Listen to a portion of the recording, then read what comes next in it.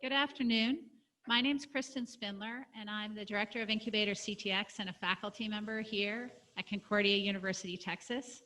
I'd like to welcome you all today to our speaker series. Today, our topic is how to build a website on WordPress with Eli McMakin of Austin Coding Academy. We're really grateful to partner with Austin Coding Academy to bring you this webinar. With the tagline, "Learn to code, change your life," Austin Coding Academy is the only locally owned and operated coding school serving Austin. It was founded in 2014 and built on the principle of accessibility. Eli has been custom coding and designing and developing WordPress sites since 2012. He teaches WordPress and design at Austin Coding Academy. In his spare time, he likes to read nonfiction, and he practices biohacking. He's lived in Austin since 2019. For today's webinar and in-person event, we're going to have Eli take us through his presentation for about 30 minutes, and then we'll have some practical exercises and some time at the end for Q&A. So if you are here in the room, we have two microphones, and when it's time for the Q&A, you can come up and ask a question. If you're joining us on Zoom, we'll be monitoring the chat. Please type in your questions in the chat. So with that, let's give a warm welcome to Eli, and take it away. Thank you. I started working on a content management system. Before I worked on WordPress. I was in a startup, and I realized that was a really stupid idea. It's a lot of work, and it's better just to use other people's software. It's a lot easier. So since about 2011, I've been working on WordPress websites. And as Kristen mentioned, I teach at Austin Coding Academy. Our goal at Austin Coding Academy is we want to increase technical education in the community. So we offer pretty affordable classes, I think, at our Coding Academy, and we have a lot of financial aid options there so we can help people out and get them jobs and get them learning things. So that's kind of what we do and what we're all about. Why do we use a content management system? I think the first question should be, what is a content management system? That's probably what I should put in that slide. Does anybody here know the answer to that? What is a content management system? So a content management system is typically a piece of software that allows you to quickly build a website very fast and usually without much knowledge of code. So you can just set up something like WordPress, which is a content management system, or a Weebly. Okay, Weebly is a content management system. And it allows you to set up something very quickly without necessarily knowing much code features. So some of you who are computer programmers, they might have you build a content management system in some of your classes. It is a good exercise just to learn how to do it. It is not something I would do in real life. If I was creating a software product, building something from scratch is interesting, just to teach you how the nuts and bolts work. But to build something from scratch is not easy, and it opens you up to a lot of vulnerabilities, security-wise. If you have anything that's popular on the internet, people will try to hack you. One nice thing about open source content management systems is you have 1,000 people contributing to the project. So WordPress, for example, they have like 1,000 people, 1,000 pairs of eyeballs looking through that code, and anytime they find a security vulnerability, they can immediately repair it. So they can patch it up pretty quickly. If you just have 2 people working on your software project, and it's being used by a lot of people, and your software project gets hacked, it's pretty tough to figure out what's going on and immediately repair that. WordPress doesn't have perfect security, but with 1,000 people looking at your stuff and seeing if it's all fully functional, it's a lot easier. The next question is, why do we use WordPress? For those of you who have used WordPress, what do you like about using it? So yeah, we have multiple systems we can work on, like Wix and Weebly and all these other content management systems. But you found WordPress easier to use? Okay, good.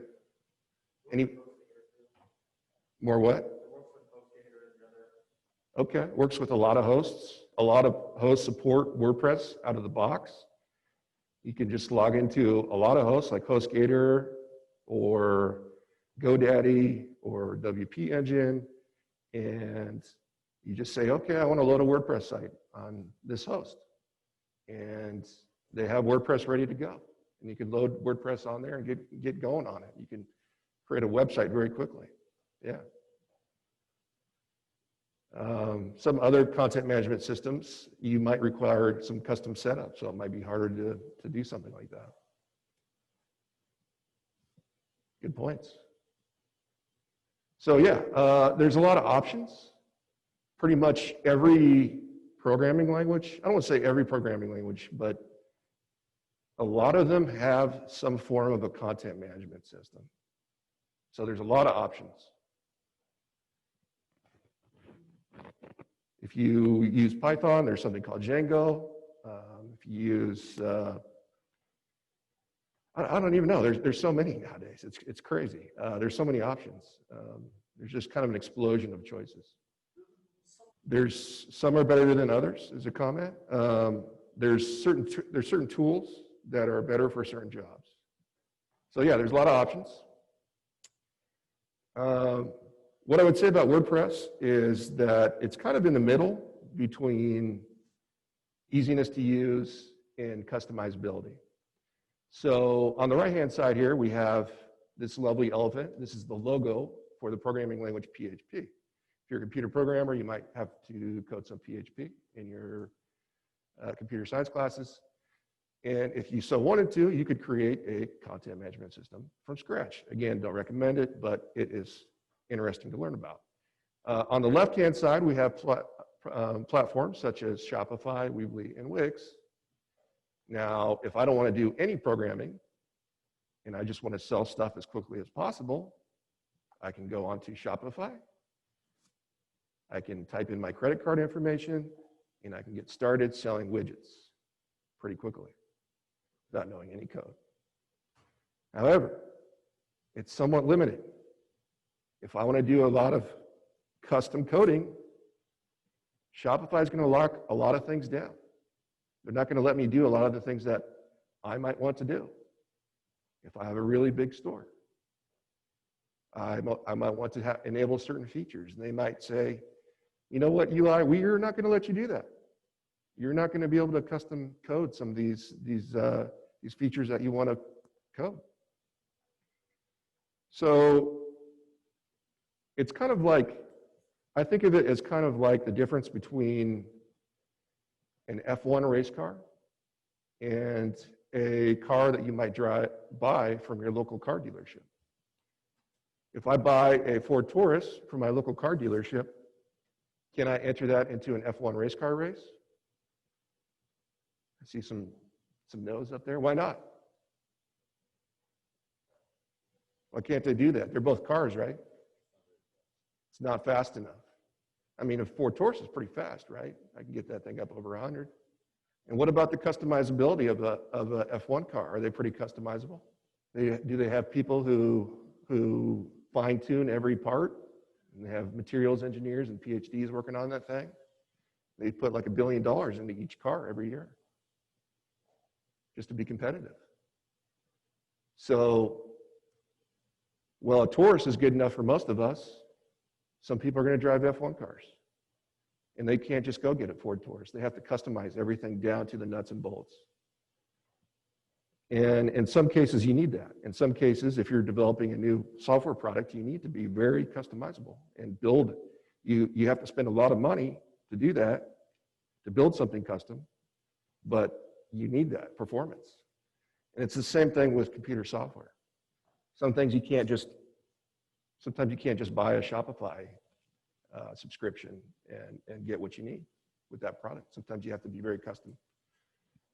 Eli, we have one question Sure. from one of our Zoom attendees, which is Sue Ellen Jackson asks, I see Drupal mentioned a lot in postings for web pros. What's different about that from WordPress? Great question. So I would say the difference between Drupal and WordPress, possibly the biggest difference, is that Drupal is better at, and we're getting a little bit more technical here, but Drupal I think is better at, if you need to modify the admin section. If you have like a lot of users on the admin section and you need to completely modify the admin section of Drupal, it's easier than with WordPress. So I can customize a lot of things about WordPress, but some things that WordPress does are what we call opinionated in the programming world. So WordPress wants you to do things in a certain way. And if I want to change the admin section of WordPress, it can be kind of difficult. WordPress will throw fits, it will throw errors. So it would not be something I would use when I need to create a custom admin section. You can imagine a scenario where I had a big company website where the internal staff need to communicate with each other. They're going to need a very custom admin section. All right, so at a glance, WordPress is led by what we call, in the programming world, you'll find that a lot of software and programming applications are led by sort of a benevolent dictator.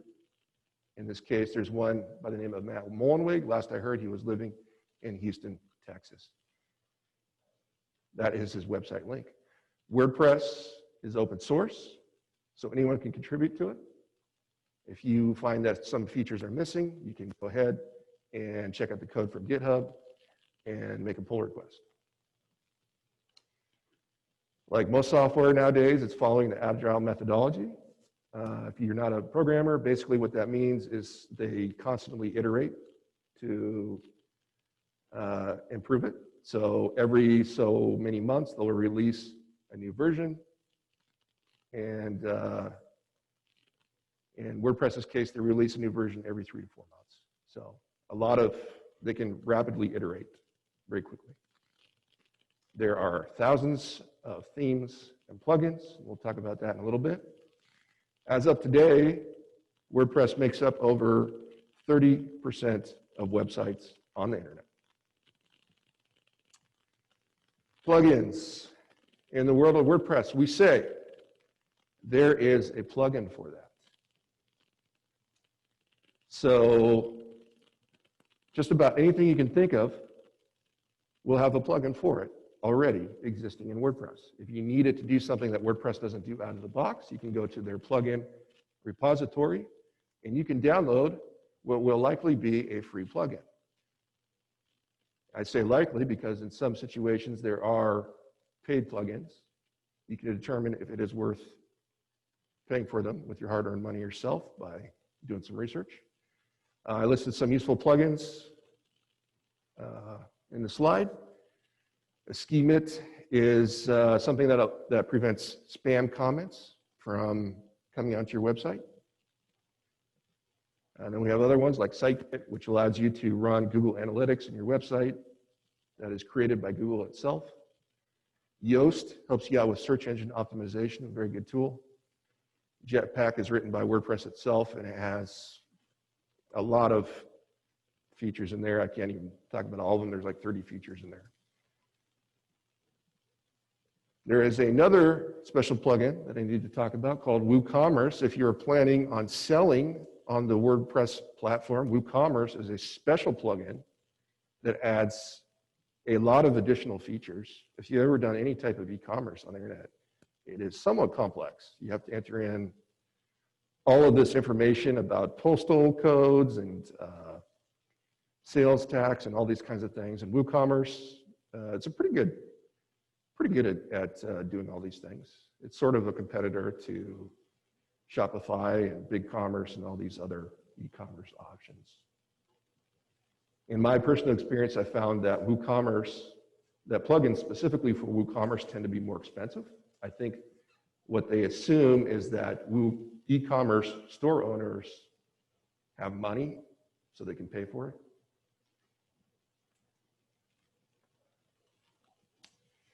So one of the nice things that's great about WordPress is there's a lot of themes. There's literally thousands of themes. You can download them, change the look and feel of your website very rapidly. A lot of these themes, honestly, are not very good. But there's some okay ones out there. I personally like a theme called Beaver Builder. It's not free, but it saves me a lot of time when I'm building client websites, so I like to use it myself.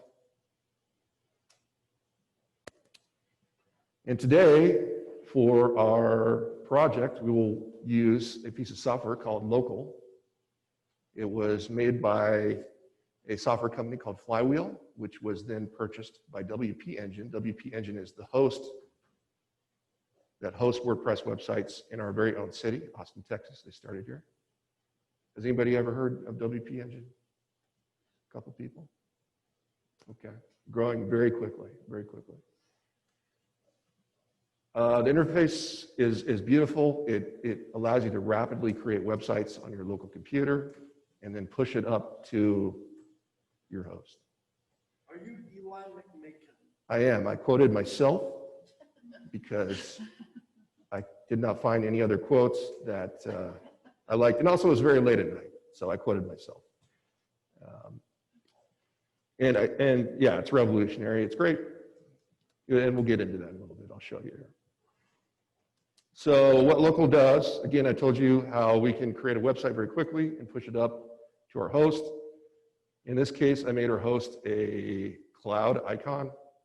I don't know. I don't really know what a host icon would look like, but hosts are in the cloud nowadays, so I think that works.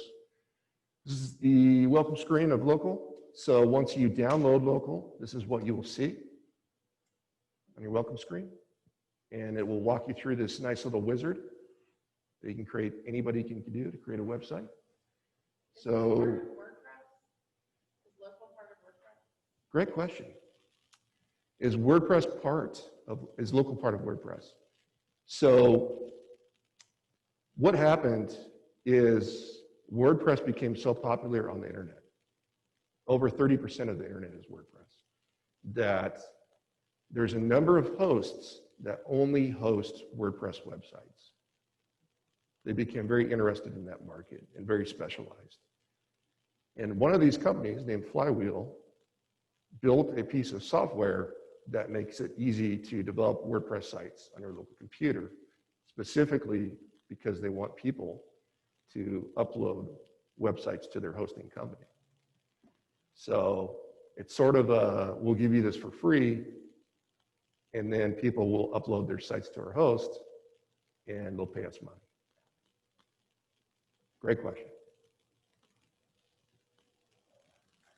Eli, we have one other question from our Zoom attendees, from Laura, and she asked a few slides back, can you define a plugin? Do sites not really function without them? Great question. So a plugin is just a little piece of software that adds some functionality that you might not have out of the box with WordPress. So the rule for WordPress is that they want every feature in the WordPress software. They want it basically to have 80% of what you need out of the box. So there are certain plugins, such as, let's say I wanted to accept money via PayPal. Well, PayPal has written a plugin for WordPress. So I can download that plugin, I can put the PayPal donate button on my website, and people will donate money to me. They'll donate cash to me with that plugin.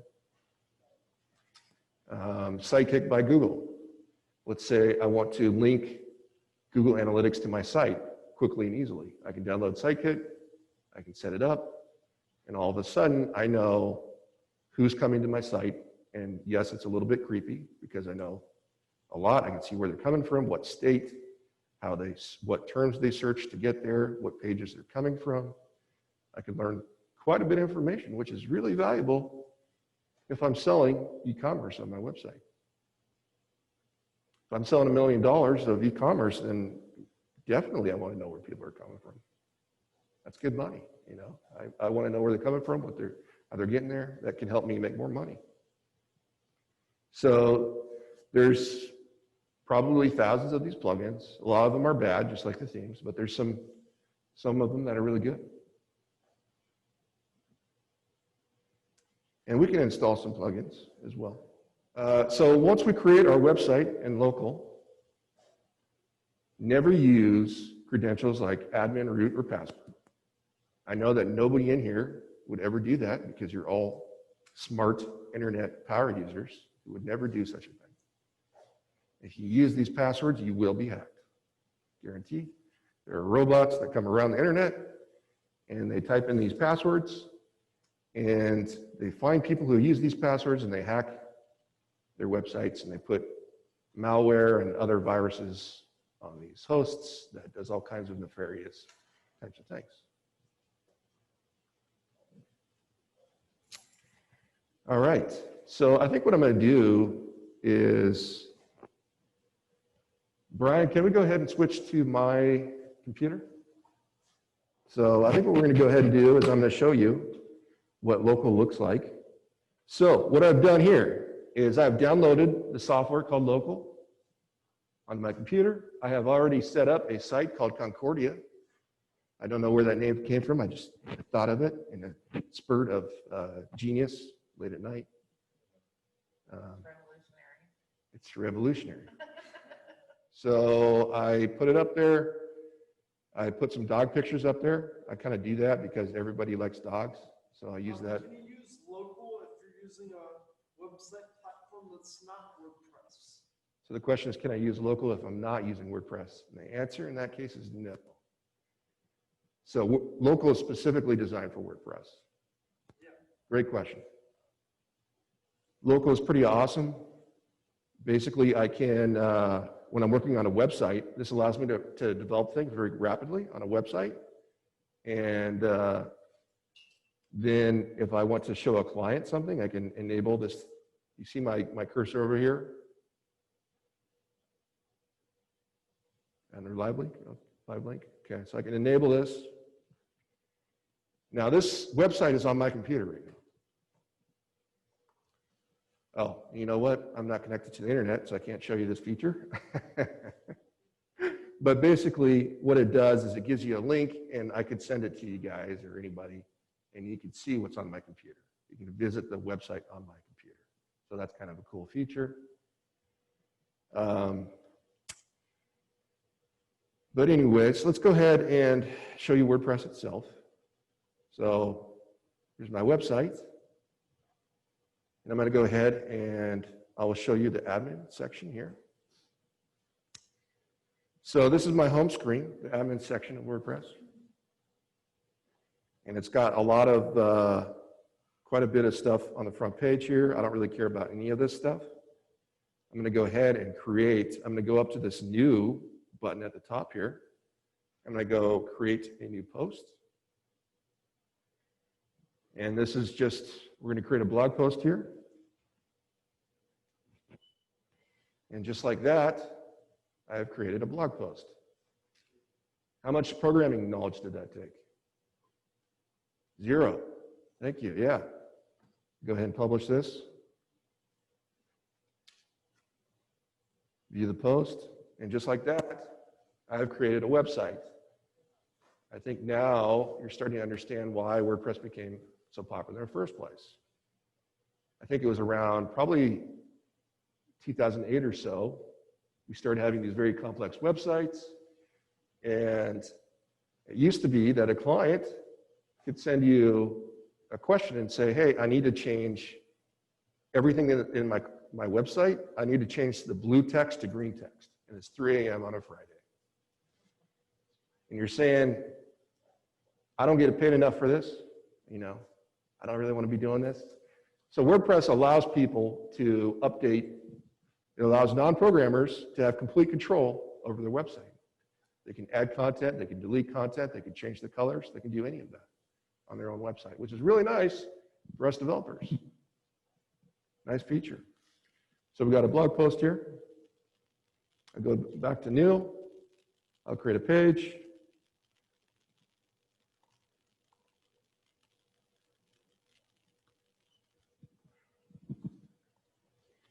And I'll publish it, just like that. We have made a web page. Pretty difficult, huh? Go ahead. Just a quick question. Our students here primarily are programming students, and I was wondering, outside of, say, PHP and CSS and HTML, what would they be learning here that would help them when they're working with WordPress? Great question. So if you needed to do something beyond what comes out of the box from the free themes or the free plugins, if you had to create something custom, JavaScript would also be something that's important. They say in software that software is eating the world. And nowadays they say that JavaScript is eating software in some ways. So JavaScript, any software program that can be written in JavaScript, it seems like it will be written in JavaScript. I even saw Photoshop written in JavaScript the other day. It was pretty incredible.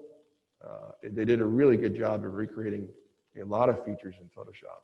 Pretty unbelievable. So JavaScript is really hot right now for a number of reasons that we won't get into today. But yeah, MySQL, PHP, JavaScript, HTML, CSS.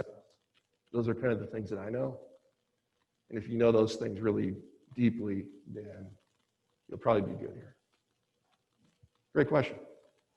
So we've created a page and a blog post, and I'll go to the plugin section. Before class, I installed a plugin called FakerPress. This is not something you would necessarily use, but it is a plugin that generates fake content for your website. Like I said, there's a plugin for everything. Why would you want to do this? Sometimes you're testing your website and you need fake content. So I want to make sure that my website can handle all sorts of data that I might not have thought of. So it loads in a bunch of photos and all sorts of content that I can test my website on and make sure that everything is showing up just okay. So it has all this nonsense language, but basically I can test and make sure that all my content looks good. I have pull quotes, I have lists, and make sure all the styles look good, and then I can upload that to my client site. Why don't we just download some of this stuff? Let's download local and make a website. What do you guys think of that? Let's do it. You guys have access to the internet here? Yes, it's the local app, and I'll pull up this. So this link, localwp.com. And so what you can do is we can actually create a website here today. And then if you wanted to, you can go home, you could buy a hosting plan, and you could push your website to that hosting plan that you made today with the click of a button, if you really felt like it. So let me know when you have downloaded the software and installed it. Eli, can you repeat where to go for Absolutely. people who are on Zoom? Absolutely. So you can download it at this website, localwp.com. Is the internet speed here pretty good? How you guys doing with the download? Okay, cool. So let me know once your local has loaded up here. We'll go ahead and make you a website. Well, while we're waiting for that, I'll just walk you through the process real quick. It's not super complex. So basically there's this giant green button here. As you can imagine, with a lot of giant green buttons, you click it. So I'm gonna click add local site, call this Concordia 2. Just press continue. Oh, whoops, Concordia 2. Press continue, make a username and password. I'm gonna break my own rule, my credentials, never use root for your website, username and password. But in this case, I'm not going to be putting it on the internet, so shouldn't get hacked. And now it downloads and installs my website. I do. And in fact, WP Engine purchased FLYWHEEL. So I thought you were talking about, there's a piece of software that WP Engine has that was similar to local. So a staging server is, I still use staging servers, even with local software. So a staging server is sort of it's a place to put your website before you move it over to a live server. And why would you want to do that? Right. Right. So one reason is you may want to make changes. So yeah, you might want to make changes very rapidly. Let's say I have to make a change very quickly. Somebody on the marketing team, I don't know, they did something weird. They put up a sale that shouldn't be there. And I want to make sure that everything looks good on the staging site so I can move that over very quickly. I can replace anything on the live site very quickly from the staging site. I can just push it over. So they mirror each other pretty closely. One of the primary reasons that we use a staging server is because what your environment on your local machine doesn't exactly match what is on the host machine. So the host computer, there might be a bug. When I move my website up to their hosting server, there might be some conflict between their equipment and their setup and my website that I can't see on my local computer. So I do that just to double check, make sure there's nothing wrong with that website, and then I can push it to live from staging. So great question. With local, I still use a staging server. I made my website, my second website here. And I'll show you a few things while we're waiting for you guys to download local. So I'll go ahead and install a plugin. I'm going to go over here in my left-hand navigation menu to this plugin section. Looks like an electrical cord. I'm going to go to Add New. As you can see, it gives me some very popular plugins first, but there's literally, there's thousands of these plugins. So I'll go ahead and let's go ahead and install Jetpack, which is... What is Gutenberg? What is Gutenberg? Great question. So Gutenberg is this editor. So when I click to edit this, the internal code name for this editor is Gutenberg. So basically, when I start typing, this WYSIWYG interface, what you see is what you get interface that allows me to type and update, and I can do this on the front end of the website. That's called Project Gutenberg by the WordPress team. Does that answer your question? Yeah. Okay. Cool. So I'm going to go back to... DSAFS.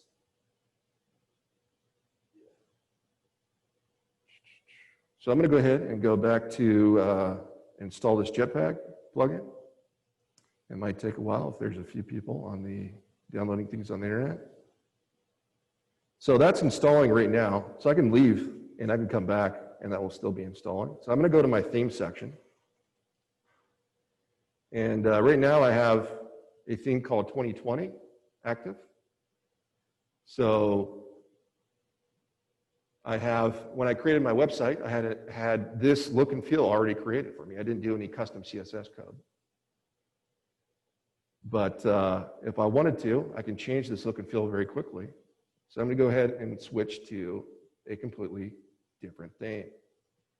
And go ahead and activate this theme called 2019 over here. And when I reload, just like that, my entire website has a completely different look and feel. If anybody has any questions, we can open up the floor. Sure. If anybody has a question here in the audience, if you could come down and speak in one of the microphones that's standing up, that would be great. All right. Well, So I have a question. So for Sure. people who are new to WordPress and who don't have a computer science background, how long do you think it would take them to set up a basic WordPress site, assuming they use one of the themes that's preloaded? great question. So how long would it take? Well, I just did it. So I just created a website in about 60 seconds. So that's pretty quick. And then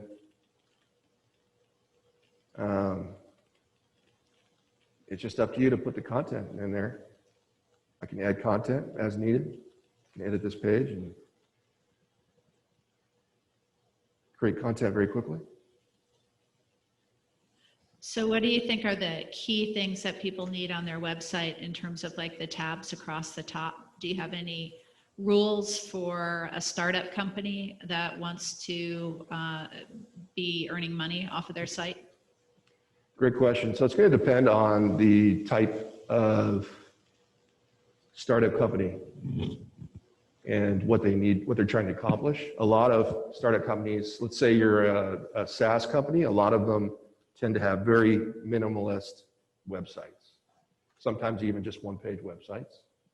Others will have like 2 or 3 tabs. So a great example of this is MailChimp. MailChimp is an excellent example of a very minimalist interface.